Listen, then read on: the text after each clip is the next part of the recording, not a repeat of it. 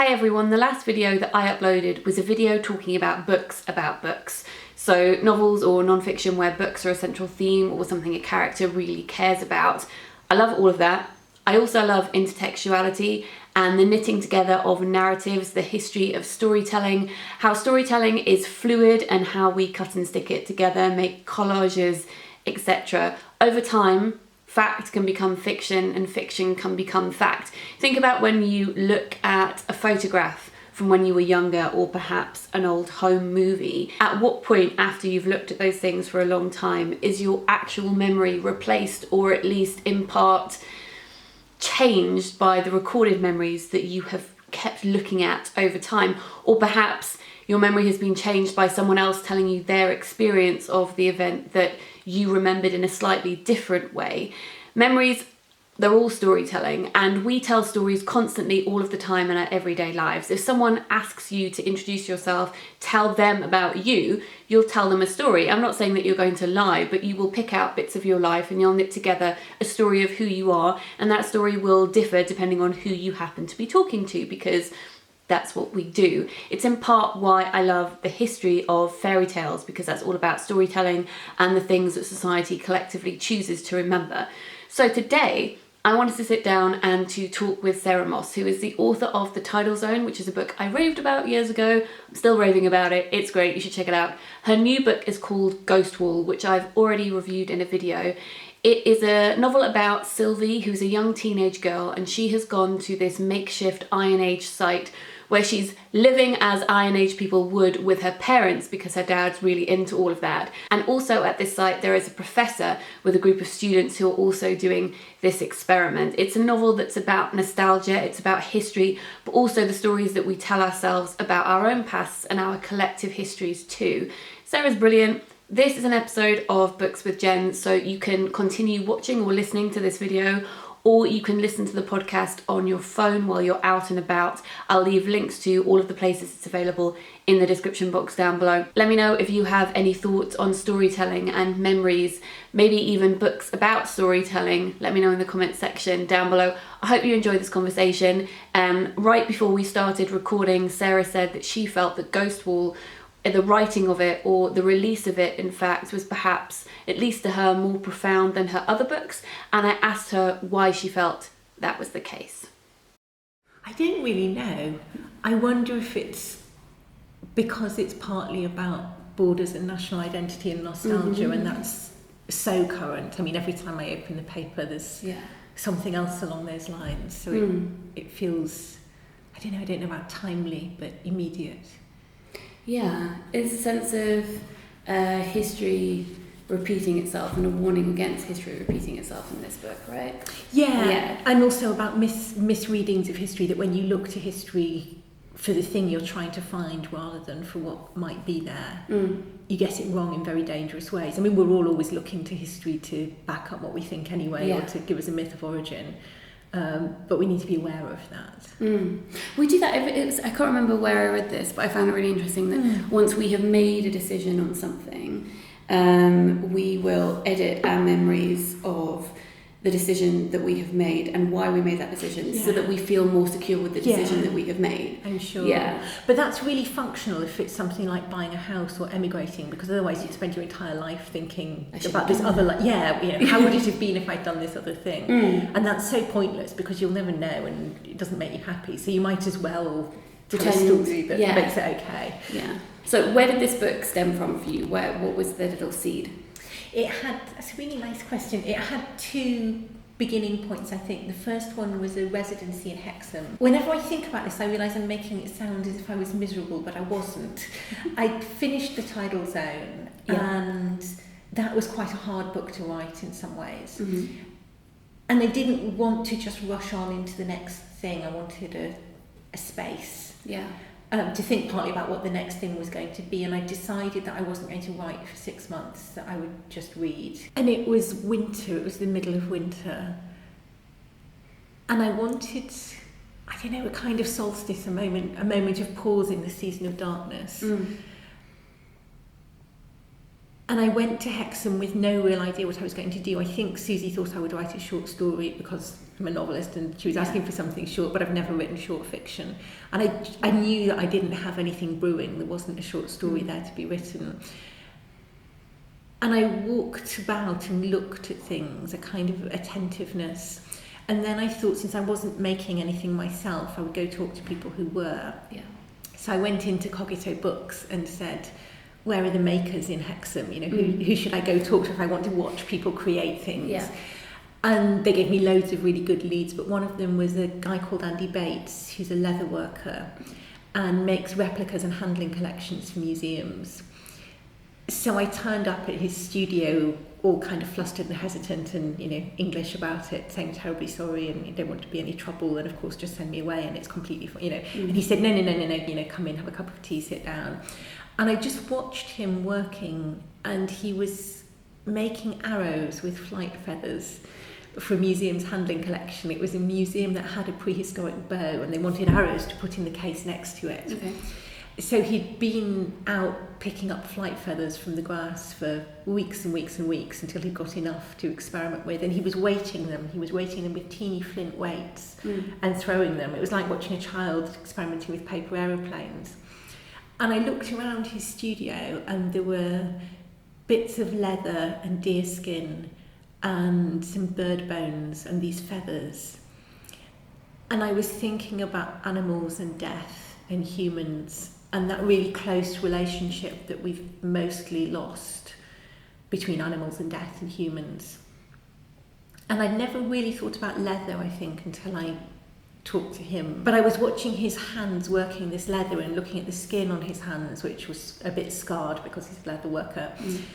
And he was showing me a scar on the leather. And I was thinking about the cow and how it had got that scar and how the skin had healed, and there was his healed skin and the cow's healed skin. And we were in the shadow of Hadrian's wall where there were lots of Roman shoes had been found because Hexham had been a leather place for 2,000 years. I was thinking about the strangeness of a thing you can do to skin that makes it last centuries beyond its owners. And it all kind of started there. I mean, there I was next to Hadrian's wall thinking about the Romans and the ancient Britons and thinking about borders a lot and about whether the Roman Empire, you know, were they European invaders or was it the beginning of British culture or both? You know, how do you tell that story? And it just all kind of took shape. I found it really beautiful and so captivating. I was going to say, for such a short period. How long is the word count in there? It's about 35,000 words. It's not very long. That's a lot of words, though. That's still a lot of words. Come on. So that was where it started for you. And what I loved about this, well, I love many things about it, but I'm from the north as well. Yeah. And I had never really thought about this, but the relationship that the north, especially the northeast, maybe not especially the northeast, but because that is my experience, backing up what I'm saying with my own experience, the relationship that the northeast has with a past that seems further away is so much more intense than down here, and I had never considered that. I spent a lot of time going to Vindelander and going around Roman forts and thinking, why am I here, and all this stuff. And now obviously I want to go do these things, and being taken on school trips to Beamish, which is now my favourite place on earth. If you don't know what Beamish is, it's a Victorian Edwardian life town that exists, and actors work there, and you can go to the shops and you can go to school there, and it's kind of terrifying and amazing and wonderful. But it seems so much more embedded in everything. And was that something obviously that you felt when you were Absolutely. up there? I mean, I grew up in the northwest, but with Yorkshire grandparents, and I spent a lot of time with them. And my grandfather and my mother both had this really intimate sense of where the Romans had been in Yorkshire. I mean, my grandfather wasn't a scholar at all, but he was interested in place names and his own place, his own landscape. So I was always being taken off to look at a Roman this and a Roman that and a Roman something else in Yorkshire. And some of it was okay, there was some nice mosaic floors, but a lot of it was quite boring if you were 6. But it did mean that I grew up with that sense of much older presences in the land. And it's one of the things I find odd about having moved to the south, actually, that it's all there, but it's so overlaid, it's very hard to see. it's been rewritten and built over. And yes, exactly, absolutely. When I was last up at Hadrian's Wall, there was this American tourist who was walking in front of me, and we weren't actually near Hadrian's Wall at the time, but he said, would you guys take a picture of me by Hadrian's Wall? And he pointed at this wall, and I was like, this is not Hadrian's Wall. And he's like, they won't know, it doesn't matter, just take a picture. And I'm like, okay, mate, what matters? What matters? What doesn't matter? Yes. So from the leather, where do we go from there? Bog bodies. Bog bodies. Because, shall I explain a bit about what they are? Please do. So bog bodies have been found across Northern Europe, pretty much anywhere where there are bogs, Germany, the Netherlands, across Scandinavia, some in the UK, some in Ireland. There was a particularly Iron Age habit is an odd word, belief, act of faith, of throwing precious things into bogs and wetlands. Nobody knows why, because it's prehistory. But we still have the ghosts of this. I mean, when we throw coins into still water, that's a similar movement. You're throwing a precious thing into a space that's water and land at the same time. And that's also where the idea of the Lady of the Lake comes from. It's the sword rising from the water, the precious thing coming back out of the bog. So although this feels very, very far away, actually we still practice it a lot. And there were all sorts of really exquisite Iron Age objects found in bogs. There are war trumpets and hoards of jewellery and swords, and most of them have been ritually broken or destroyed before they were put into the bog. They're put beyond use first. And we also find humans who've been ritually destroyed and then put into the bog. And because the bog contains tannin, the humans are leathered and they last. So it is actually a kind of natural leathering. It's the same chemicals and the same process. That's really creepy. It is really, really creepy. And it means that like the Roman shoes, it means that soft tissue outlasts time. So you can still see faces and hands and fingerprints. And we're used to the idea of bones from the deep past, but here you have, they say flesh, not much flesh really, but skin. I mean, Lindoman is one of the famous ones. But there are a lot of them, and they're so strange to see. It's what fascinates me about prehistory, these moments of absolute intimacy and familiarity. You know, you look at fingerprints, or most of the men are shaven, so you can see the stubble. Eyelashes, how they'd done their hair on the last day. There were some lovely kind of complex twirls of putting up your hair that have survived. And yet this impossibly alien way of death. And I like that kind of stroking of the intimately familiar against the hauntingly weird. Alien way of death in this ritualistic kind of way, or also alien way of death because it's so much closer? And it's beastly. Almost. Right? It is, but when I was writing the opening section, which is a kind of imaginative reconstruction of one of these moments of sacrifice, I was thinking, this isn't different from any other kind of torture. I mean, humans kill humans in the most horrible ways they can think of, and that still happens. It shouldn't be surprising to us. Would you mind reading the very beginning section for us? And while you do that, I'm going to very cheaply eat a bit of cooking. So I'm sorry if you can hear that in the background, guys. I'm going to eat mine. They bring her out. Not blindfolded, but eyes widened to the last sky, the last light. The last cold bites her fingers and her face. The stones, which are not the last stones, bruise her bare feet. She stumbles. They hold her up. No need to be rough. Everyone knows what is coming. From deep inside her body, from the cord in her spine and the wide bloodways under the ribs, from the emptiness of her womb and the rising of her chest, she shakes. A body in fear. They lead the fearful body over the turf and along the track, her bare feet numb to most of the pain of rock and sharp brushes. Chanting rises. The drums sound slow, unsyncopated with the last panic of her heart. Others follow, wrapped against the cold, dark figures processing into the dusk. On arrival, they strip her. It is easy. They have put her into a loose tunic. Her body is white in the pale red light, solid against the wisps of fog and the tracery of reed. She tries to cover herself with her hands and is not allowed. One holds her while the other binds her. Her breathing is accelerating, its condensation settling on her face. All of them are accompanied by their exhalations, slowly dissolving into the air. They turn her to face the crowd. They display her to her neighbours and her family, to the people who held her hands as she learnt to walk, taught her to dip her bread in the pot and wipe her lips, to weave a basket and gut a fish. She has played with the children who now peep at her from behind their mothers, has murmured prayers for them as they were being born. She has been one of them, ordinary. Her brother and sisters watch her flinch as the men take the blade, lift the pale hair on the left side of her head and cut it away. They scrape the skin bare. She doesn't look like one of them now. She shakes. They tuck the hair into the rope around her wrists. She is whimpering, keening. The sound echoes across the marsh, sings through the bare branches of rowan and birch. There are no surprises. They place another rope around her neck, hold the knife up to the setting sun as it edges behind the rocks. What is necessary is on hand. The sharpened willow withies, the pile of stones, the small blades and the large, the stick for twisting the rope.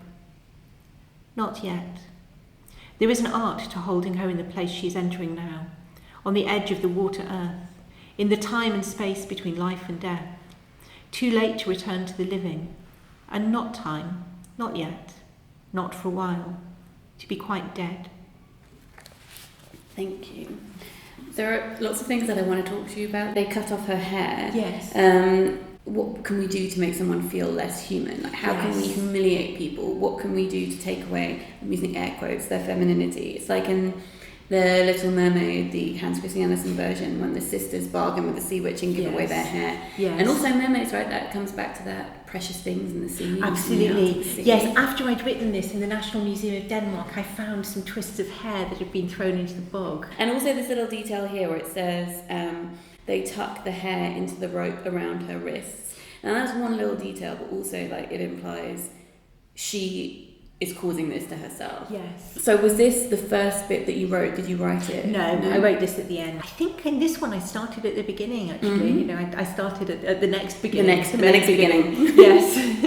The last sentence of that one is, well, it's quite a long sentence, but ends that saying that it's not yet time, not yet, not for a while to be quite dead. And then darkness was a long time coming. So life is seeping forward, but death is creeping backwards, and then meeting in the middle somewhere in this no man's land. You're such a good reader. So the narrator is Sylvie, which is short for Sylvia. She's been given what her father believes to be an ancient British name because he's keen to perpetuate ancient British ways of life. Yes. Everyone's favourite.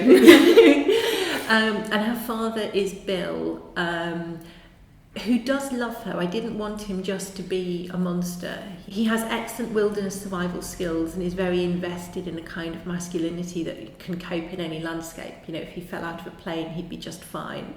Thank you very much. Yes, exactly.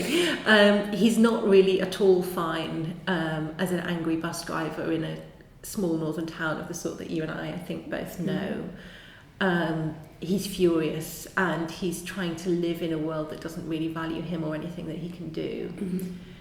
And he takes that out on his wife and his daughter. He has been born in the wrong century. Yes, so he's living vicariously through history, and they're there at this this burial site with a group of students who are from down south. Yes. It's a kind of living history project, a reenactment of Iron Age life. There isn't actually anything real there. I mean, it's not an archaeological site, it's not a dig, it's just a place that they've chosen. Yeah. And while I was writing it, I was thinking about those imaginary games that children play, that I played as a child, where you and your friends have characters that you inhabit, and it can roll for weeks and weeks. And how those games can get out of control as people get more and more absorbed in them. I mean, this reenactment is a game, really, and the professor whose project it is knows that it's a game, and he's actually quite relaxed about it when the students sneak off to buy ice cream, because he knows that they can't experience Iron Age life, they can only play with the technologies a little bit. But Bill takes it very seriously. I think Bill sees it as a chance not quite to go back to the Iron Age, but to live in the way that he imagined Iron Age men in particular did live.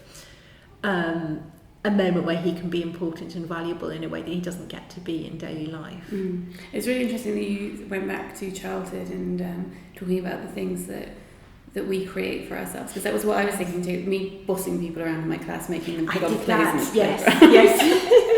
And I was thinking about nostalgia in that sense, because when you're young, you play at being grown up, and you imagine all the things that you can do. And then when you're grown up, you perhaps don't long for childhood, but you have this nostalgic feel to it, and we start to long for the past. And I wonder when that starts to happen. I don't know when that starts to happen. No. Like, not even our own past, but a collective past. An imaginary past. Yes. Where things have to be cemented in something real that's already happened, whereas when we're children, everything is based in whatever the hell we want, because everything is new and exciting and the rules can be changed. I'm not nostalgic for my childhood at all. No. I think for me that's about space to play.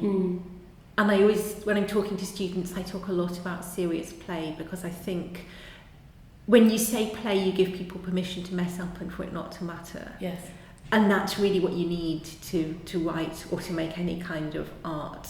Not to have to take it so seriously, not to get precious about your sentences, to be able to delete it and try again, to have a go at something that probably won't work, and then it doesn't work, and that's okay. There's a brilliant story by Julie Oringer. It's her first in her collection, How to Breathe Underwater, and it's about these children who are playing in a tree house, believing that they can fly, until one of them jumps out,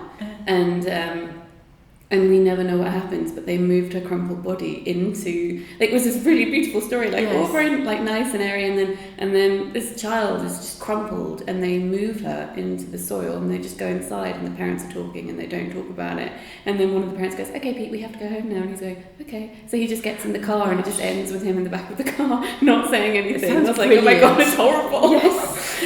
But yes, how things can be so make-believe until they're not. And the consequences of that. And I feel that happens and is a very real reflection also of Brexit. We have to bring it up at some point. And what that ideally looks like and what that means, and then the reality of that later. So can we talk about that a bit and how that weaves into the book? Absolutely. And that really came from that week by Hadrian's Wall, thinking about how we tell the stories of prehistory, because you can think about the Romans bring Britain into history. I mean, if you go to, I've started doing this now in museums everywhere, you can stand in the space between history and prehistory, you can stand in that moment when writing begins and the written record comes into being. And in Britain, it's the arrival of the Romans. Before that, it's prehistory. And it's surprisingly sharp. You know, they're not there, and then they are there, and then they're writing about it. So often the story of the Roman Empire has been told as a kind of proto-European community, European Union, you know, whatever the word for it was at the stage where the story was being told. And problematically, in relation particularly to colonial presences in North Africa, there's been an idea that the European Union is some kind of reinvention of the Roman Empire, you know, a centre of civilization, a trade network, a way of making the trains run on time. And we can think about the Roman presence in Britain either as the arrival of an invading foreign force, which kind of was, in which case you get very nostalgic about the ancient Britons, which is both difficult and dangerous because we don't know very much about them. Or you can see it as the moment where Britain steps into civilization and steps into history, and where whatever we mean by British culture, and goodness knows what we mean by British culture, takes its point of origin. And I think that duality, the way it can be two completely incompatible stories at the same time, is interesting and obviously speaks to what's going on at the moment, and particularly to Brexit. There's some very weird far-right, I was going to say far-right archaeology, but it's not archaeology at all, far-right willful misinterpretation of archaeology, all of which is a desperate desire to deny the fact that British history is one wave of immigrants after another, back as far as you can possibly go. We all came from Africa at the beginning. It makes no sense. So that was how those narratives kind of came together. And the book's set in the early 90s, so I was thinking about my own teens and I was born in 1975, we were being educated for a European future. There was a lot of pressure to learn lots of languages, which I did and enjoyed very much. And all of the language classes were about Europe and how Europe was going to be the future. And this was our world that was waiting for us to step into. Without learning about the British Empire. Exactly, yes. Yeah. And I think for people of my generation, born around the time Britain entered Europe, to have this rift suddenly in our 40s where the thing that we grew up with and that we thought was ours is broken is quite shocking. And I guess this is my point of nostalgia, and I was thinking about the early 90s and all those walls coming down. I mean, I was in Germany when the Berlin Wall came down. A sense that a damaged continent was healing and was opening, and you could go anywhere, and the kids from what was then Czechoslovakia and Hungary could come and do their Erasmus here in the UK, and it was all, it was our place and it was our time. And now it's not anymore. Let's talk about class a little bit. And I loved the bit where Sylvie is watching the other students talking to each other and asking questions of the teacher, and she's thinking, you can't just ask people questions like that, you have to be polite. And then at a different point they're talking about CVs, and she's thinking what an amazing thing a CV must be, and to imagine a process where you could fly away, because she doesn't ever see herself as being able to do that. And it brought back so many memories for me. We didn't have these kind of conversations where you could disagree with each other and it was intellectual and that was okay. If we disagreed at home, people shouted and they cried, and we went to our rooms and we slammed our doors. And it wasn't until I met my partner's family, who are from down south, that we would sit around and have these. And I stayed silent for years in those discussions because I just found them so tense. I was like, how can you talk about these things in a detached way and not in like an emotive way? I didn't get it. Yeah, and there's a lot of that in this. I was thinking about how the students don't see that gap. Sylvie can see it and they can't. And I mean, that's how privilege works. I was going to say, you can't see your own privilege. And it's not exactly the student's fault that they can't see their own privilege, but they're failing to see what's in front of their eyes. So the reader who can see that is also seeing the blindness of privilege and seeing its limitations. And I did want to write about that, how you can feel as if you know a lot, and you can know a lot, but still fail to see what's in plain sight. Under your nose. And maybe that was partly me thinking about Brexit and my own complete shock at the way that vote went. I mean, my sense that I didn't live in the country I thought I lived in, and everything I believed about my own country turned out to be wrong. And that so many people are feeling that on opposite sides. Yes. This lack of communication. I was going to say, because we don't talk to each other, because there's such division at every level that one half of the country can not know what the other half of the country is thinking and not understand why they're thinking it. And in that bit where Sylvie is listening to them talk about CVs and stuff, there's a great line after that where she says, there's some time over there, and she points. And I was like, Sarah's so clever. She said, look, this is pointing at the time that they have, and she doesn't, because she lives in this timeless space. And I'm like, oh yes, I like this very much. So what things were you consciously, obviously you're thinking about so many things, but what key themes and things were you very conscious of when pulling all of the narratives together? It was scapegoating. That was the central thing for me. That was really where I started.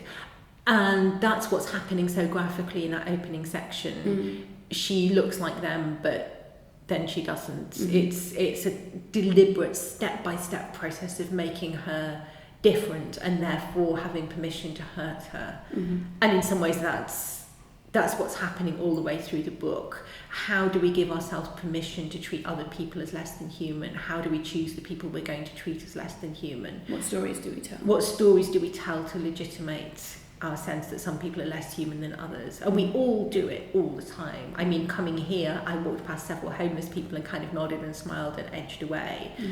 I would hate to be treated like that. I know that. I know that they are fully as human as I am in every possible way.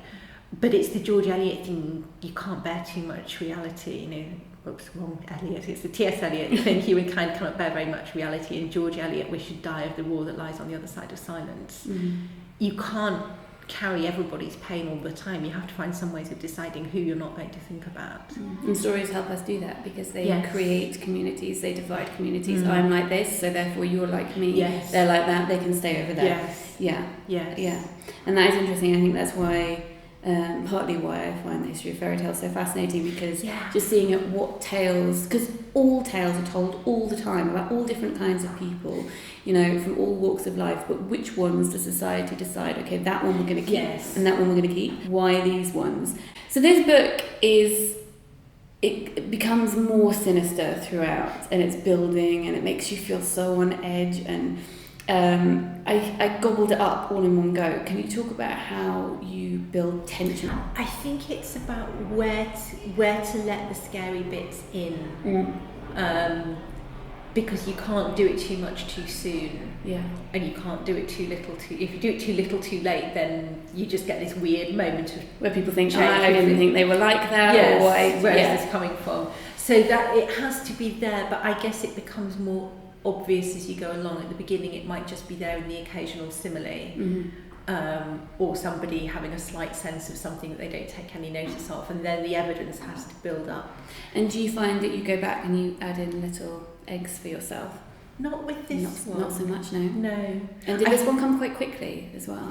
This one has a ridiculous backstory. This was after the residency in Hexham, and I had an idea for a book that I knew from the beginning was impossible, really. It had 5 time frames going from the Romans to now. Why would you do that to yourself? I was playing, I was experimenting. You have to be allowed to play. Yeah, yes. And it had the same characters appearing in each time frame, but they weren't time travelling, they were simply recurring.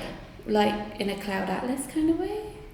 Weirder than that. Oh, I think 5 different first person narrators, but also a kind of chorus. And of course. I knew it couldn't work, but I wanted to see how far I could get with it. And I got, it was, well, some people recognise this, and they are people like me, and some people will find this completely puzzling. It was like that moment when you're driving your car and it starts making a funny noise, and you just turn up the radio and keep going and hope that it will somehow resolve itself. Yeah. And for a little while maybe it has, and then it gets louder and it gets louder, and you think maybe I can still make it home, it'll be all right, I don't have to stop now, and the noise gradually gets louder. It was writing like that. I mean, I could always manage the next few pages, but I could also see that there was no way I was going to get to the end. And eventually I admitted that the wheels had fallen off some time ago and stopped, which was fine.